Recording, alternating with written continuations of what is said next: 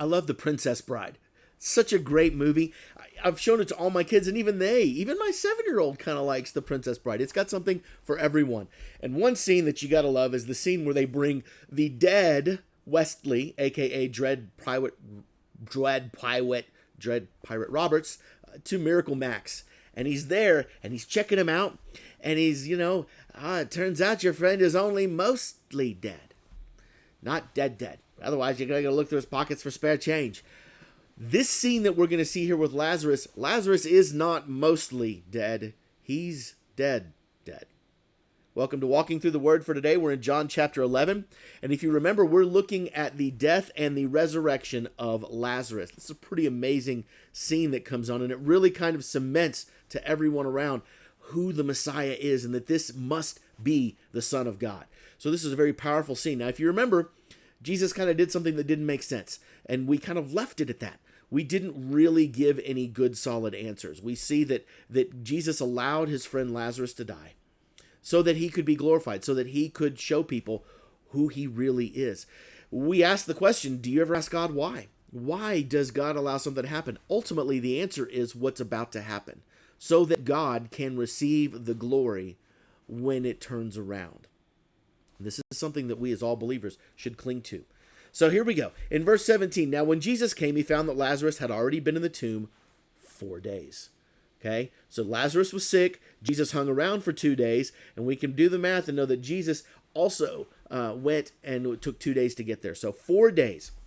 Okay, this is not modern day, meaning that we don't have a morgue, we don't have refrigerators or anything along those lines. Lazarus has been dead and decomposing for 4 days. All right. This means that by now, well, let's read. Bethany was near Jerusalem, about 2 miles away. As a matter of fact, Jesus is going to stay in Bethany during his crucifixion week. And many of the Jews had come to Martha and Mary to console them concerning their brother. In other words, people from Jerusalem came to Bethany to mourn. So there was a pretty good crowd here. So when Martha heard that Jesus was coming, she went and met him, but Mary remained seated in the house. Mary was hopeless. She was despondent. She was in the why, God, did you let this happen? She was heartbroken. She had lost her brother. Martha said to Jesus, Lord, if you'd been here, my brother wouldn't have died. See, remember busybody Martha. She's one that doesn't sit still. She's not one that minces words. Remember, she went to Jesus and complained to Jesus about, hey, my sister, she's sitting here. Why would she do this? She has no problem telling Jesus how she feels. If you'd been here, my brother would not have died. But even now, this is an important statement. I know that whatever you ask from God, God will give you. In other words, please make sure that my brother is saved, is what she's asking. She's not asking for Lazarus to come back from the dead. In her brain, just like everybody else's, logically, naturally, she doesn't think he can come back. He's dead. And not only has he been dead, he's dead. He's been dead for 4 days. And she's asking the question, why? Why weren't you here? Why didn't you make it? Mary is heartbroken in the house. Why? Why didn't this happen? But I know that Jesus said to her, your brother will rise again. She thinks that's assurance, and she goes, I know that he will rise again in the resurrection on the last day. And then Jesus makes this earth-shattering statement that nobody understood at the time. But now we know. He says, I am the resurrection and the life.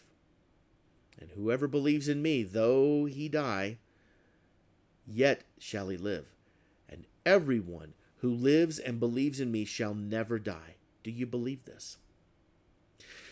This is a huge statement that Jesus is making. What he's not saying, and he makes it very clear here, that everybody will physically die. We are going to physically die. However, that is not the end. Death is not the end. In Jewish customs, they had Abraham's bosom. They had Sheol, aka Hades. They had these things, but the afterlife was still a little bit murky for them. They didn't exactly know what was going to happen, but Jesus is now coming to clarify all of this. And he asks Martha a simple question. Do you believe that I have the power to do this?